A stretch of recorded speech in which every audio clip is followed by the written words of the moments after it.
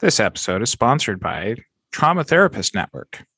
Trauma Therapist Network is a new resource for anyone who wants to learn about trauma and how it shows up in our lives. This new site has articles, resources, and podcasts for learning about trauma and its effects, as well as a directory exclusively for trauma therapists to let people know how they work and what they specialize in so potential clients can find them. Visit traumatherapistnetwork.com to learn more. Listen at the end of the episode for more about the Trauma Therapist Network. You're listening to the Modern Therapist Survival Guide, where therapists live, breathe, and practice as human beings. To support you as a whole person and a therapist, here are your hosts, Curt Widhalm and Katie Vernoy. Welcome back, Modern Therapists. This is Modern Therapist Survival Guide. I'm Curt Widhalm with Katie Vernoy, and you. This is the podcast where we talk about all things therapists, therapy-related, therapist communities. And we are talking about the ways that we treat each other. And a lot of this happens in the online groups. You know who you are. And but do they? I think they do. Well, helping us here in this conversation today, coming back to the show, our good friend Katie Reed. So before we start shaming the shamers, for shame, tell us a little bit about yourself and what you're bringing into the world. Hi, I'm Katie Reed. Thank you for having me back. I've missed you guys. We haven't been around here for a while. It's fun to be back. Although I did get to see you in person at the conference recently, which was amazing. So anyway, you can find me over at sixfigureflagship.com. I do one of the things that plenty of therapists like to shame, which is encouraging therapists who are creative, who have that little spark that maybe someday they want to outgrow the therapist office. Whispering under my hand here, I help them do that, lest all the shamers jump out at us. That's what I do. But I have, like you, been very active in therapist groups over the last couple of years and been often just shocked by the level of shaming that can happen in these groups. And it's so funny. I don't know about you guys. I've told this to other people, non-therapists, like neighbors, friends, just being like, yeah, it's amazing. Those groups, people are astounded to hear that therapists would shame one another. Like it would never occur to them that therapists would be, because they think of us all as being nice and wonderful and accepting and loving and caring and empathic and all of these things. And I know we all three have had conversations in the background, like, why does that fall apart on the internet? And I really do think it's just on the internet. It's not in person. It's just on the internet, but on the internet in therapist groups. So not that I have any grand answers for this, but I'm super interested in this conversation today. We've talked about this in some ways before, and we'll link to those episodes in the show notes. That we've got a therapist haters and trolls, and there's a couple others. I'll look at them when I'm getting ready to put this together. But to me, I think the biggest thing that I see that has always been shocking to me is the piling on that happens. Yeah. That someone puts something out there, it becomes given that is wrong and bad, and somebody has an opinion that this is wrong and bad, and then there's the defenders, but then there are the piler honors. Is that a word? The people that then co-sign on this negative information, and then all of a sudden it's like the snowball effect, and there's like hundreds of comments, and you are horrible, and all of this stuff. And I think that there is an element of this that I think we do want to call people out when they're doing things that are harmful. I think the criteria for what is harmful sometimes feels a little bit wiggly to me. I kind of started looking at this more from just kind of an academic approach. And what sparked this for me was an article in The Atlantic called The New Puritans by Anne Applebaum. And it's an incredible article. We'll link to it in the show notes, but it starts to talk about the illiberal left, which many therapists politically identify in kind of this political compass of the left side. And what happens in echo chambers like therapist groups is that it becomes many people coming with the desire for positive social change, and social mores are changing. That we've seen this happen not only in society but in our field over the last 20 years. But what happens seemingly is we're developing this collective identity in these groups that becomes part of our own identities, and seeing other people acting even slightly different than how we would act ends up becoming almost this harm to our own self-identity that needs to be processed and spoken out against when it comes to things like, hey, I want to raise my fees on my clients by $5 per session. Mm-hmm. Yep. I find this one absolutely fascinating because I don't think I've ever seen a post go by in a group where a therapist has said, hey, I'm thinking about raising my fees, and have not gotten at least some very heavy negativity thrown their way, which is so fascinating to me, because if you step back and you look at any career on earth, we assume about every human being in the world that you will always be on a quest to kind of step up to the next level in your career, step up to the next level in your income. This is understood. If anyone tells you they've gotten a raise, they've gotten a promotion, you say, congrats, that's great. And yet when therapists who are self-employed, who have only themselves to answer to, they are their own bosses. And when they say it's time for my yearly raise, and I have earned my yearly raise this year, and they attempt to give it to themselves, what do the therapist communities often do? Jump in with really crazy stuff, really crazy. Oh, I don't know. I didn't get into this career to make money. I couldn't imagine putting my clients under that kind of strain. Just really, really deeply shaming words coming at them. And I find it fascinating. And I'm not exactly sure where it comes from, but it's interesting because in prepping for this podcast, I was thinking about my early days as an intern. And I do wonder, probably at least for me, this was part of it. I spent many years, even before I went to grad school, I was doing social work type roles in very, very, very impoverished areas. And then during grad school, I was working with foster kids. And then after grad school, I was an on the street social worker in inner city Oakland with teenagers and young adults, most of whom were homeless, or they were sex workers or drug addicts, gang members, like all terrible, really difficult lives, right? Like really terrible life situations. And I was dead broke. That job paid next to nothing. It was an internship job.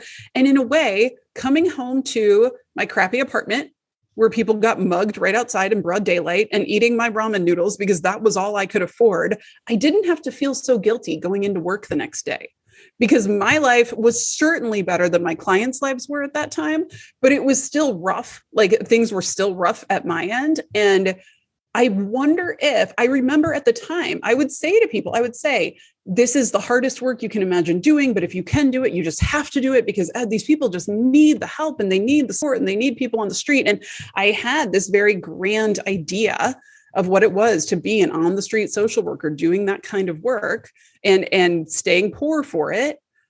And it took me a long, long time to realize that I had to put the air mask on myself first, like on the plane. Like it took me a very long time to come to that change. But I wonder if some part of that for a lot of us does start, because I think many of us do start in those types of jobs, those types of internships where you're seeing such poverty, you're seeing such difficult lives, and you do feel a guilt around that.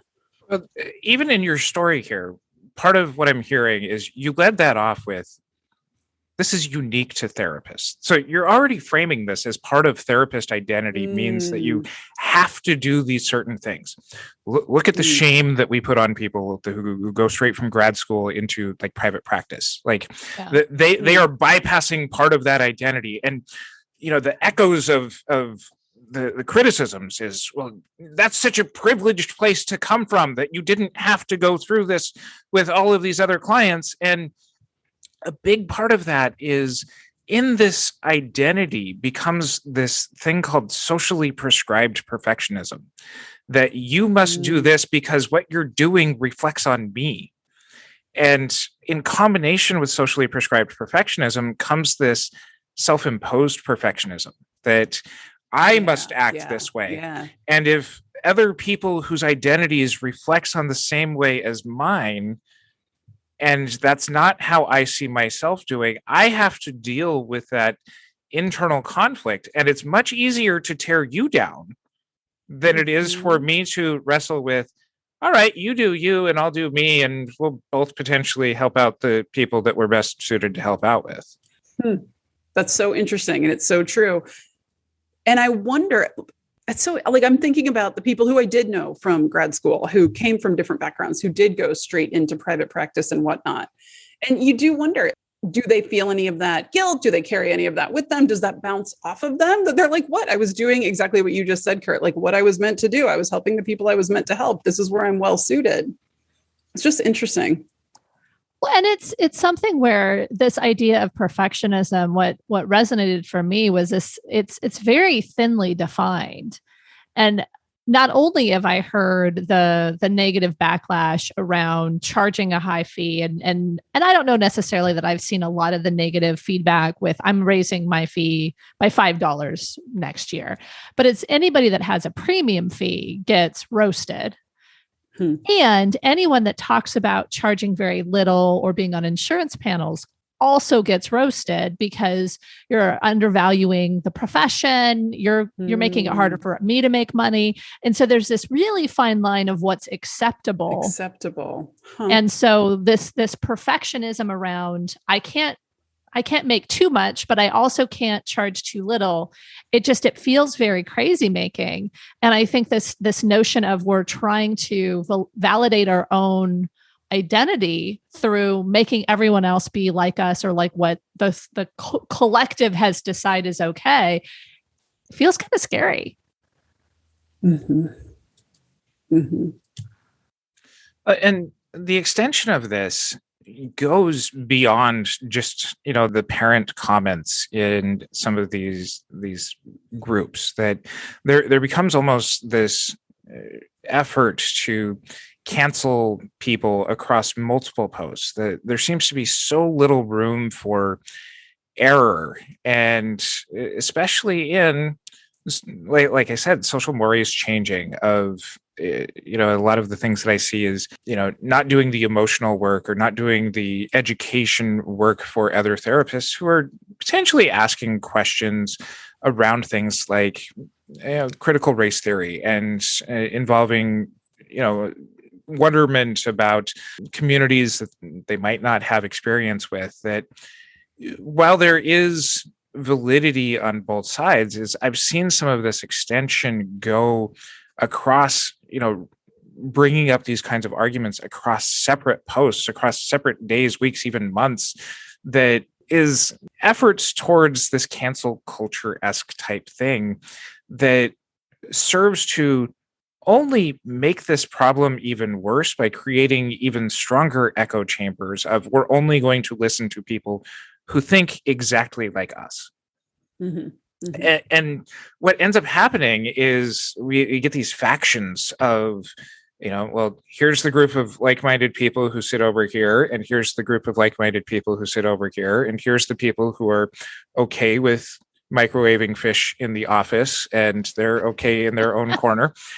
But then it just makes it to where it's uninviting for anybody to have any kind of a dissenting opinion.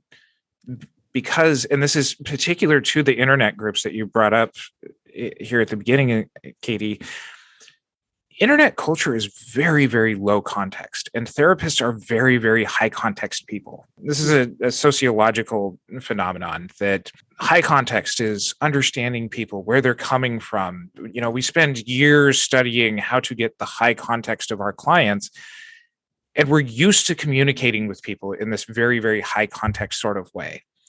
And then you get like one paragraph on a Facebook post to be able to try and explain something to somebody else. And it's just this very, really low context, like fast moving group of people who kind of opt in and opt out, but aren't consistently there, that makes it really enticing to pick on. Well, you're missing all of these high context things that just, it's critical. And it's something that, because of internet culture, therapists aren't used to having to receive information in that low context sort of way in embracing how we communicate online. In other words, we think that we're really smart in some areas of our life, and therefore all areas of our life should be really smart, but the internet is not that place. And the internet dumbs us down. Well, it's interesting. And a moment ago, I just lost my train of thought. You had said something a moment ago that I wanted I do that to people. So true. Yeah, he Like keeps 7 talking. minutes back, there was something in there. I just lost it. Well, keep thinking, because I had something, a few minutes back when you were talking about your experience as kind of an on the street social worker and having to overcome that self-imposed identity around, if I am not so privileged, I don't feel guilty going to work. How did you work to overcome that? Because I think we're looking at being shamed for it, and you did it within that culture. Like I know that I would imagine you have probably been shamed for what you do as, kind of a absolutely. 6-figure flagship. Even having that is so money focused. So having that title. So and so actually, I think, how have you gotten through it, I guess? Yeah. And I can tell my story, but it's interesting because you just reminded me of what Curt had said that I had wanted to comment on, because it's all related. You had said, Curt, and even Katie had said previously, there is this very narrow band of what kind of therapists are willing to accept as appropriate. And because the echo chambers are loud, and because the pile-on culture is intense within therapist groups, what happens is people are terrified to speak.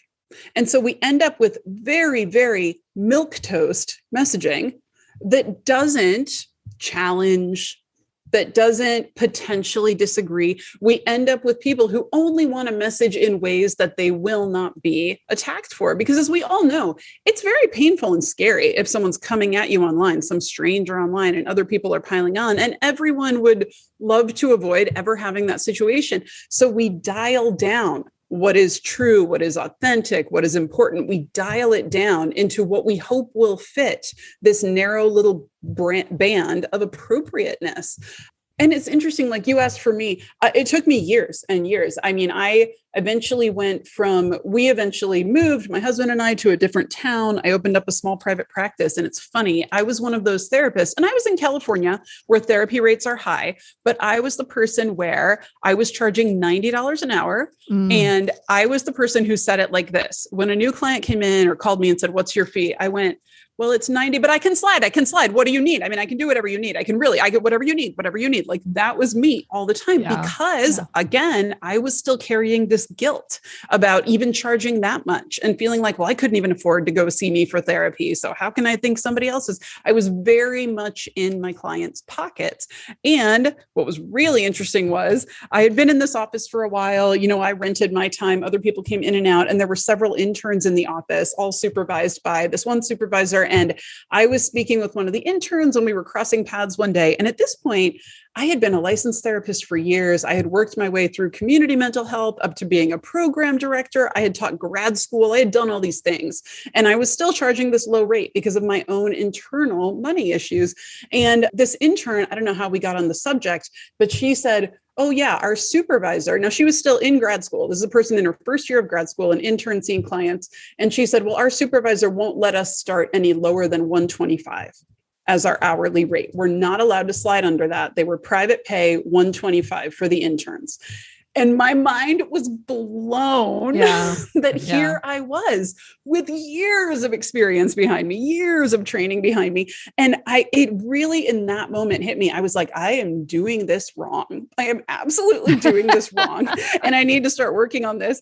And some of it was working on my money mindset. Honestly, for me, doing what I eventually did and wanting to outgrow the office, that was motivated by different things. Like we moved states, and then I wasn't licensed for a year while I went through the relicensure process in a new state. So my path out of the office and outgrowing the office was sort of organic. It wasn't a pre-planned type of thing. It just happened that I moved into coaching and ended up loving it. But within the coaching world, you really, really get challenged very quickly on your financial mindset. And you really actually learn very quickly that the norm in the rest of the world is if you bring great value into someone's life, you are well paid for it. Yeah. And we therapists continually underestimate the great, transformative, wildly important value that we bring into people's lives. And whether you choose to continue to do it in the context of therapy, or to write a book, or to go on a speaking tour, or to do any of the number of things that therapists can go out in the world and do, we do, by virtue of our passion, our education, all of these things, we bring great value. We bring about great transformation in people's lives. And in most of the rest of the world, that would be naturally, richly rewarded. But because of sort of the culture, and I honestly think part of it is just the culture of how government even is set up, that we need to be able to have cheap labor to go out and work with the people who need help the most. And so many of us, like we said, started off in community mental health in some form, or in schools which were very underfunded. Just, we start off as sort of cheap labor. And it's hard to get out of that mindset that we should always remain just cheap labor, or that what we do is not that highly valued in society. Where, of course, I don't know about you, I remember every therapist I've had, and I remember them dearly. And they were hugely impactful at those times in my life. And every one of your clients and everybody out there listening, it's the exact same way. You're hugely impactful. You know, as I'm listening to this and going back to that piece by Anne Applebaum, she makes mention of the Scarlet Letter as kind of this parallel of what's going on with the illiberal left. And the thing about this is, one of the major themes from the Scarlet Letter is the priest who impregnates Hester. I'm forgetting his name right offhand, but he is seen as more virtuous because his sermons have so much empathy from his own sins. That there's almost this parallel of what's going on with the groups here that we're seeing, of like, we have suffered this injustice and therefore we're better at what we do in relating to our clients because we've done this. And especially when it comes to things like privilege and fees and this kind of stuff, it's like you're not able to relate to your clients as well because you haven't done this suffering and you haven't done this, and therefore you must suffer in order to be able to be a better therapist. Yeah, that's so interesting, isn't it? And so is some of that just coming down? Is that just back to that therapist guilt? We were talking just today. I had my meeting with my folks in my Clinic Coach 6-figure flagship. And we were talking, there's one therapist, she's putting an unbelievable amount of work into an event that she's producing. Just probably hundreds of hours of her labor is going into this work. It's a passion project. She's so excited about it. And she came to the group and she said, I'm donating all the proceeds to charity. And I was like, oh, wow. Wait. And so we took it apart a lot. Like, we coached through it a lot in the group and today in our meeting. And I was like, like, part of this here is that we are also business owners. And when you put in hundreds of hours of unpaid labor on something, you actually need to retain at least the majority of your profits so that you can reinvest them into your own business, so that you can stay afloat, have savings, have money for like all the things that we need to do. But really, to me, what I was hearing was therapist guilt. Was, I don't want it to look to anyone like I'm trying to actually make any money. I want it to look like, out of the goodness of my heart, I'm putting on this big event for all my fellow therapists to learn and grow. But God forbid someone think I might earn money from doing this. Yeah. And so it was fascinating, because I don't think there's any other profession where they would even consider for a minute giving every single bit of all this labor, all this unpaid labor, straight to charity without a second thought. Teachers. Or maybe with many second thoughts, but feeling like, oh, this is what I should do. Yeah. Yeah. I think about teachers. I think about oftentimes nurses. Part of it is kind of feminized professions do have this impact where the majority of the folks in those professions are non-male. And so there is an expectation this is something we should be doing out of the goodness of our hearts. And it seems very mercenary if we would ask for money for it. There are, during the pandemic, these poor teachers were finally getting recognition for what they actually do for folks' kids. But as soon as, even well into the pandemic, I started hearing, because I work with some teachers, I started hearing that people were complaining that the teachers weren't doing enough, and we're paying their salaries, and why aren't they doing enough? And it's like, whoa, or if they go on strike, that is just heartless. It's heartless. And it's kind of like, would you work for the salary that they work for? And we've seen the same with the Kaiser therapist. That was one of the things that happened. We see the same with nurses. I mean, our episode recently where we talk about, let's just throw more Subway sandwiches at therapists. We have a workforce shortage episode that we just put out. Yeah, it's just it's throwing more Subway sandwiches at therapists because, how dare you ask for money? And part of this is, as a field that our median age is higher than many other fields. And that anytime that we have a field that has rapidly changing social rules to it, it makes it to where, especially with fields that are older like ours, the entrenchment becomes a lot more rigid. And so I think that that's contributing to part of this too, is that there's this almost cultural battle that we're facing within our field that is leading to a new identity. And if we're honest about it, we contribute to that a lot here in the podcast. We do call out things that we don't like, including calling out other therapists calling out other therapists. So we do encourage you to let us know your thoughts and feelings on this publicly in any of the therapist groups. But this happens systemically. It happens individually as well. And, I do see this happening outside of the therapist groups, and actually it is spilling over in real life as well. Hearing this, from some of the practices hiring people, where I think rightfully employees entering into the workforce are asking for living wages, and it is a power balance shift that is leading to things like some of the workforce shortages that we talked about in the other episode. Let me ask you, Curt, because as you were talking about sort of the field being a little bit older in terms of median age and whatnot, I wonder, and I'm curious, just either of your thoughts on this.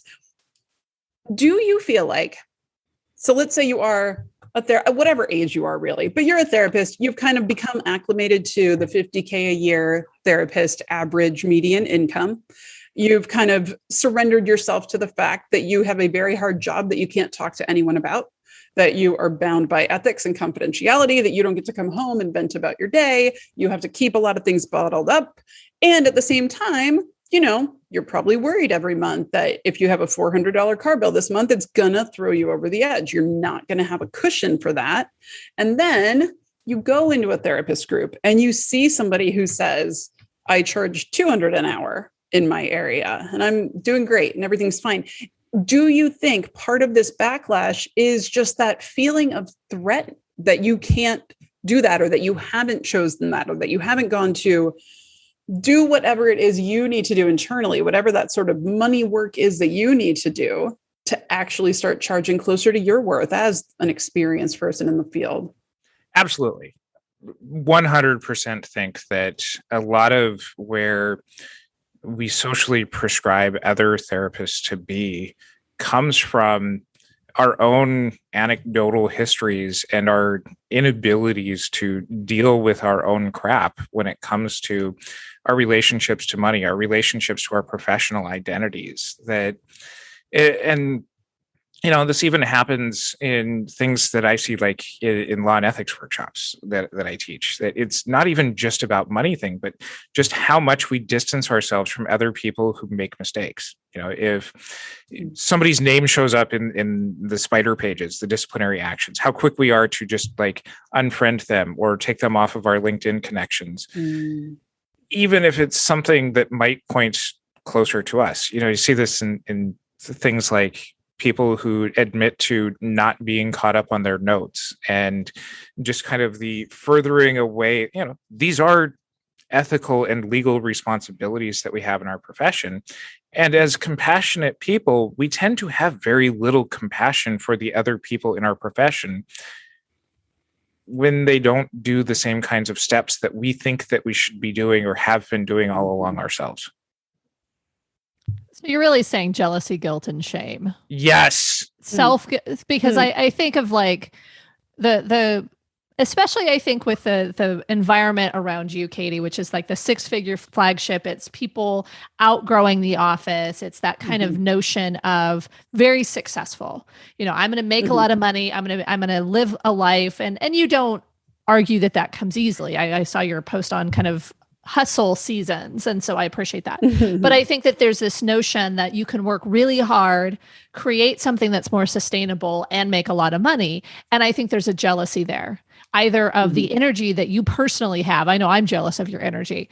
And then there's also the success that people have. I think there's a jealousy there. And so then it's that kind of like, well, I didn't want it anyway. Like that's wrong because I don't think I can get it. I'm jealous that you have it. And so I don't really want it. And there's all of these moral reasons and moralizing around why I don't want it. I think what you're talking about, Curt, is kind of this guilt and shame over I've been doing things wrong. I can't do that because it goes against these self-imposed values and morals that I've put around being a hard worker that is one of the people. And I'm not going to, I'm not in this for the money, and I'm doing this because it's so valuable. And even thinking about money is so mercenary and wrong. And so there's that guilt and shame of wanting more, but feeling like it goes against either the collective morals or the personal morals. And so to me, it's like, if we think about guilt, shame, and jealousy, I mean, the fact that there is so many of those emotions that come out in these public shreddings in these social media groups or on pages or whatever, like it seems strange to me that therapists would have those in such huge impactful ways. It's interesting too, because I was just putting together a workshop where we talked about how typically the best therapists tend to have the worst imposter syndrome. And I think imposter syndrome falls into what you are talking about. And the fact that because we all tend to be pretty intellectual, pretty academic, you know, even those of us who are super heart-led, we all still have like our little academic streak. And I think that we all walk around with this belief that if I am not the top researcher in a particular field, I have nothing to say. It's very black and white. If I am not the absolute most published person in this particular theory, I should just sit down and shut up. I know nothing. As opposed to being able to see all the gradients, being able to see all of the expertise that everyone has and that you can bring and that could benefit so many more people if you were brave enough to kind of fight your own imposter syndrome, stand up, talk about what you know, help even more people that way. Yeah. But we get very caught in that because this will not win a Pulitzer, I might as well not even write it. I might as well not even try it. Might as well. What's the point? What's the point? And how dare you, other person that is doing this, how dare you do that? Because I've decided, even though I may have more knowledge than you, that I'm not good enough to speak on it. So how dare you? How dare you? Exactly. Oh, isn't that so true? And I do think this is what we see play out in therapist groups. And I do think it's terribly sad because at the end of the day, to me, I always think the lay public are the only losers here. Because when you choose to not speak out, when you choose to not share what you know, when you choose to not be open and vulnerable in who you are and say, I know I might not be the world-renowned expert on XYZ, but let me tell you a little bit about what I do know, because you might think it's interesting. And I think the thing a lot of therapists don't realize, because we're sort of taught to write dissertation style for everything, is that the average person doesn't want that. They do want the little tidbit. They do want the little micro snippet that you pulled from an interesting article you read that you couldn't get out of your mind yesterday. Share that. That's what they want too, because it'll get into their head too, and it'll help them in their life, just like it helped you. They don't need your full scope dissertation on anything. Yeah. So is the answer stop hanging out with other therapists?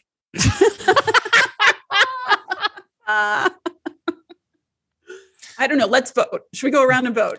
Just kidding. It's interesting though.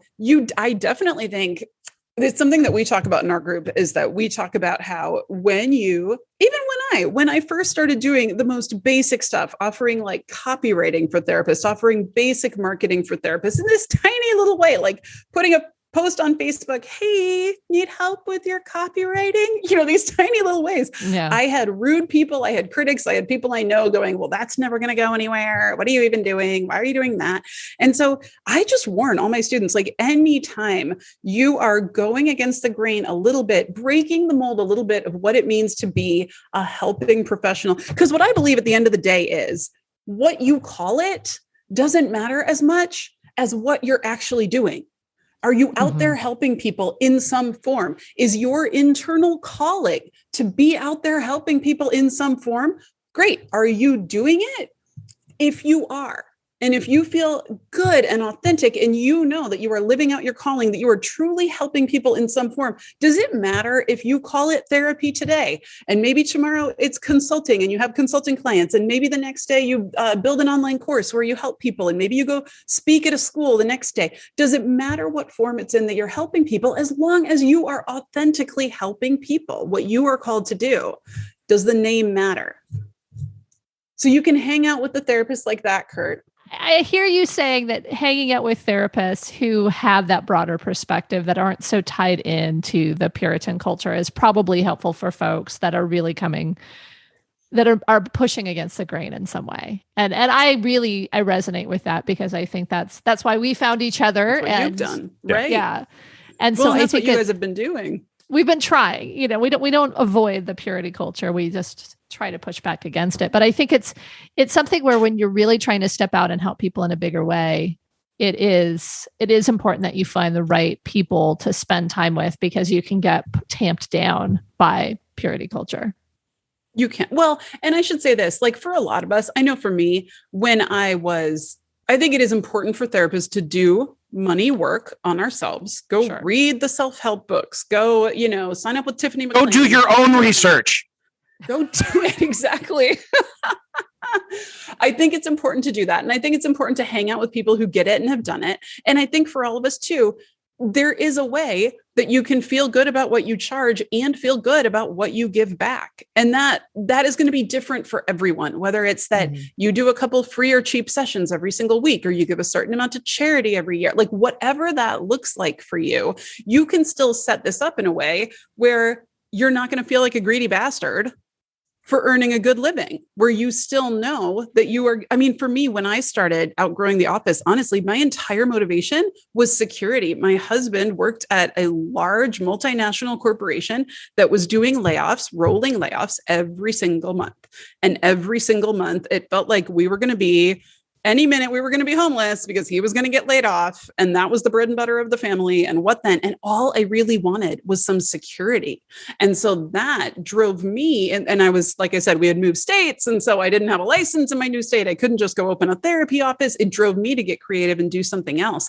But I think when your motivation comes from that, I don't know a lot of therapists who are like, I'm going to go get rich so that I can have 7 Maseratis. Like, it's just not who we are, like that's just not what we're doing here.